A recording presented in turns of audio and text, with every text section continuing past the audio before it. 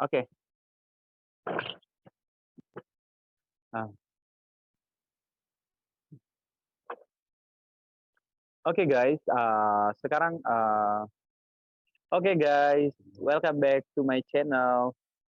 Ah, Sebelum saya akan menjelaskan, satu materi akuntansi yang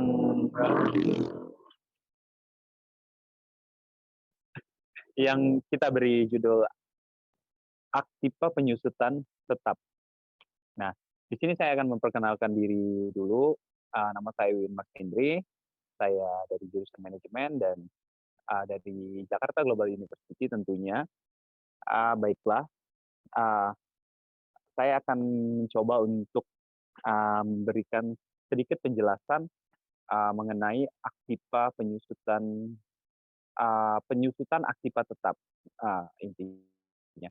Nah, apa itu sih penyusutan aktiva tetap? Nah, menurut PSAK, aktiva tetap itu adalah aktiva yang berwujud yang diperoleh dalam bentuk siap pakai atau dengan dibangun terlebih dahulu, yang digunakan dalam operasi perusahaan dan mempunyai masa manfaat lebih dari 1 tahun. Nah, kemudian menurut Ikatan Akuntansi Indonesia sendiri, aktiva tetap itu adalah aktiva yang berwujud yang diperoleh dalam bentuk siap pakai dengan dibangun terlebih dahulu, yang digunakan dalam operasi perusahaan, tidak dimaksudkan untuk dijual dalam rangka kegiatan normal perusahaan dan mempunyai masa manfaat lebih dari 1 tahun. Nah, kemudian kita akan ngebahas lagi faktor-faktor.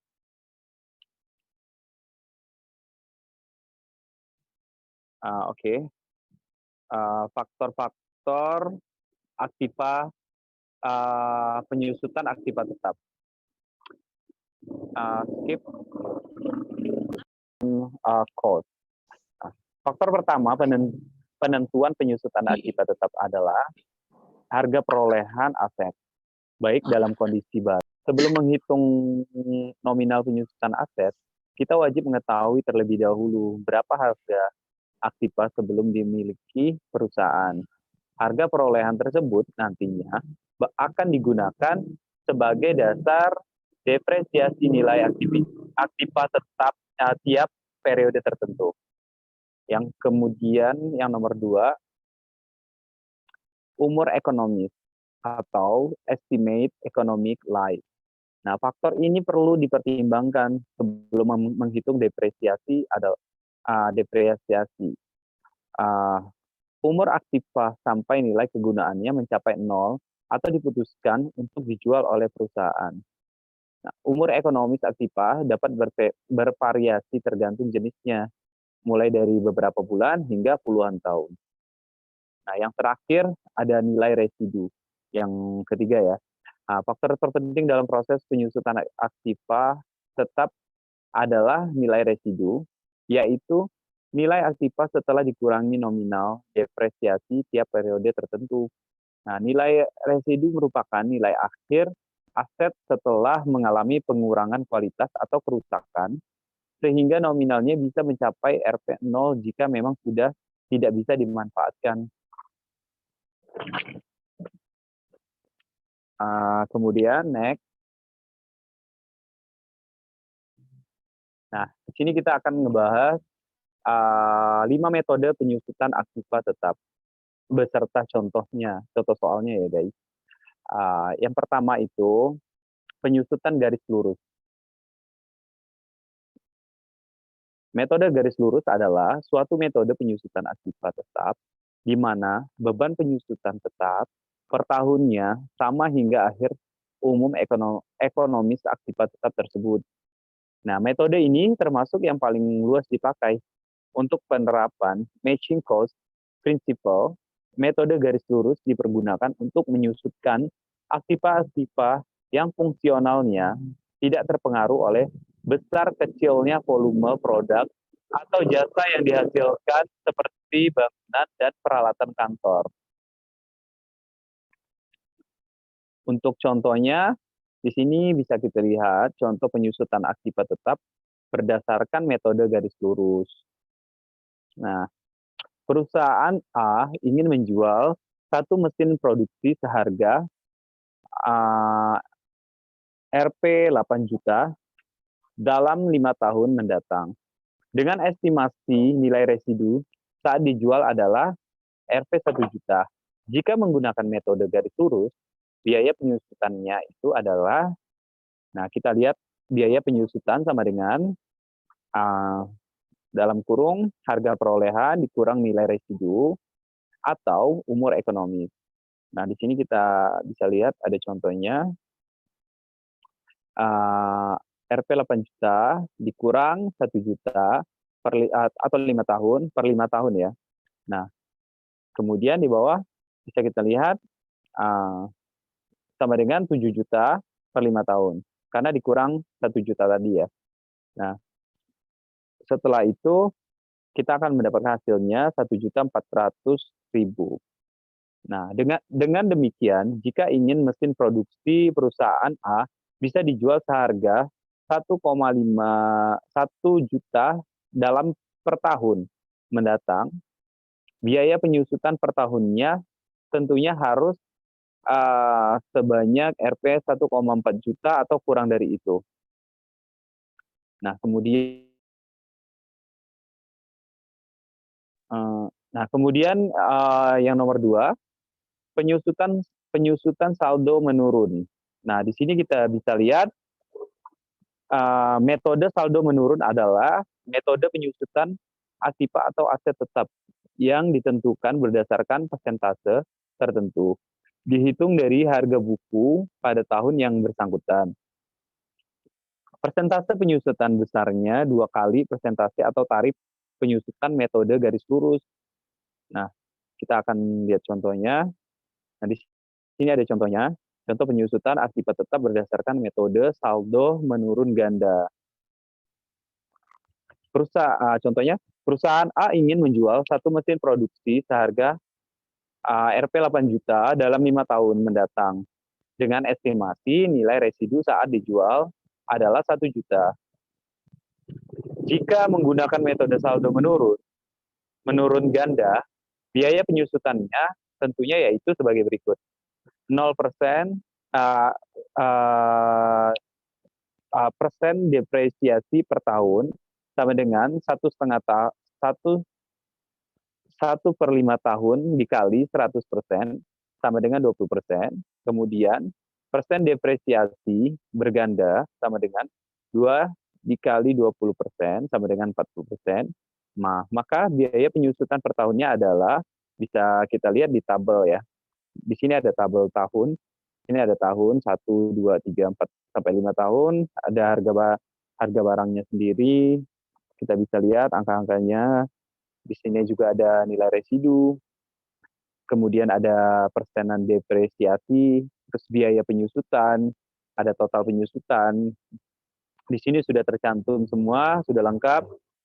Nah, total nilai residu itu sama dengan 8 juta dikurang 7.377.920 rupiah sama dengan 622.622.80 rupiah. Dengan demikian, berdasarkan metode saldo menurun ganda, mesin produksi perusahaan A tidak bisa dijual dengan harga 1 juta rupiah, tapi seharga 622.000 saja dalam 5 tahun mendatang. Kemudian untuk yang nomor 3, metode yang nomor 3, itu ada jumlah angka tahun. Nah, berdasarkan metode jumlah angka tahun, besarnya penyusutan atau depresiasi aktiva tetap. Tiap tahun jumlahnya akan semakin menurun. Kita lihat, di sini ada contohnya. PT X membeli sebuah mesin dengan harga perolehan Rp 5 juta, nilai sisa Rp 500.000, ditaksir umur ekonomis mesin adalah 4 tahun. Nah, sini kita akan coba jawab. Jumlah angka tahun sama dengan 1 plus 2 plus 3 plus 4 sama dengan 10. Nah, kemudian sisa umur penggunaan atau jumlah angka tahun dikali harga perolehan dikurang nilai residu. Nah, sama dengan kita bisa lihat ya angkanya di sini ada 3 atau 10 dikali 4.500.000 rupiah sama dengan 1.350.000. Nah, sisa umur angka tahun di atas adalah 3 karena apa? Perhitungan nilai penyusutannya dilakukan di akhir periode. Sehingga sisa umur ekonomisnya adalah 3 tahun. Selanjutnya yang keempat, metode penyusutan satuan jam kerja.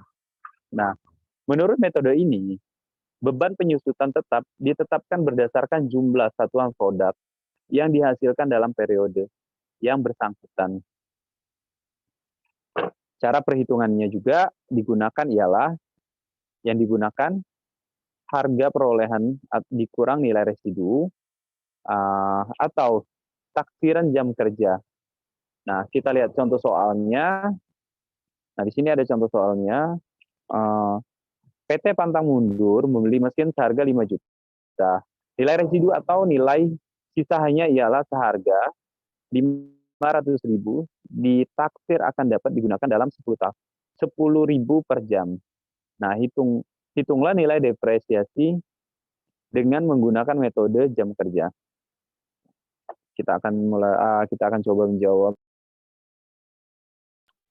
Nah, harga perolehan dikurang nilai residu taksiran jam kerja 5 juta dikurang 500.000 atau 10.000 sama dengan 4.500.000 atau 10.000. Nah, hasil akhirnya yaitu 450. Nah, pada metode ini, pada akhir periode akuntansi akan dihitung beberapa jam mesin digunakan. Sebagai contoh, pada akhir periode akuntansi, mesin telah digunakan sebanyak 1.000 jam, maka nilai penyusutan yaitu sebesar Rp 450 dikali 1.000 sama dengan 450.000. Kemudian yang terakhir, metode yang kelima ya.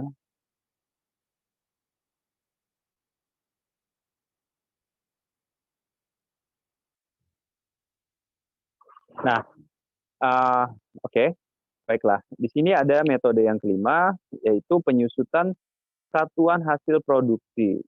Nah, menurut metode ini sendiri, beban penyusutan akibat tetap ditetapkan berdasarkan jumlah satuan produk yang dihasilkan dalam periode yang bersangkutan. Beban depresiasi dihitung dengan dasar satuan hasil produksi, sehingga depresiasi tiap periode akan berfluktuasi sesuai dengan fluktuasi hasil produksi.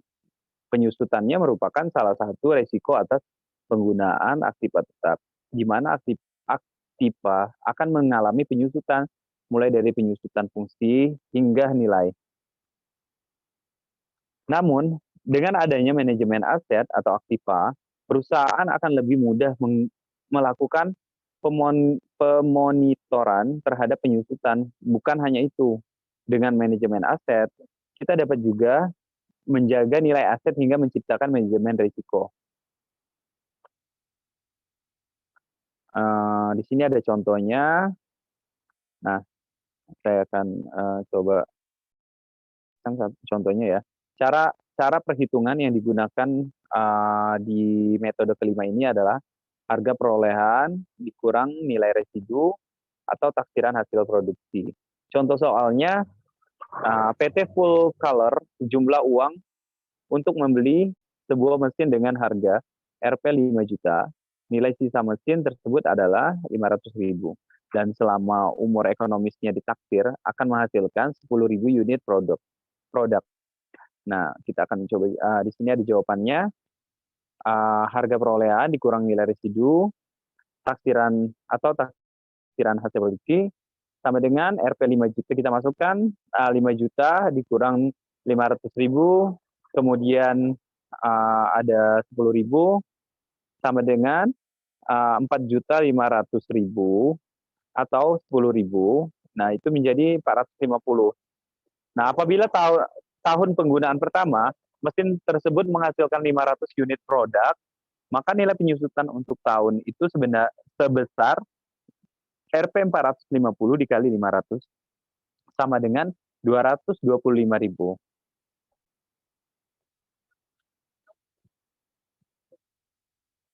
Oke, mungkin hanya itu yang bisa saya sampaikan, saya jelaskan. Lebih dan kurang mungkin apa pasti ada kekurangan dari cara saya menjelaskan. Tentunya saya mohon maaf. Uh, Semoga bermanfaat buat teman-teman semua atas penjelasan saya mengenai penyusutan aktiva tetap. Uh, Baiklah, buat teman-teman, silakan ditonton videonya, di-share, di-like juga, atau bisa komen juga di bawah. Uh, Akhir kata saya mengucapkan wassalamualaikum warahmatullahi wabarakatuh. See you next video.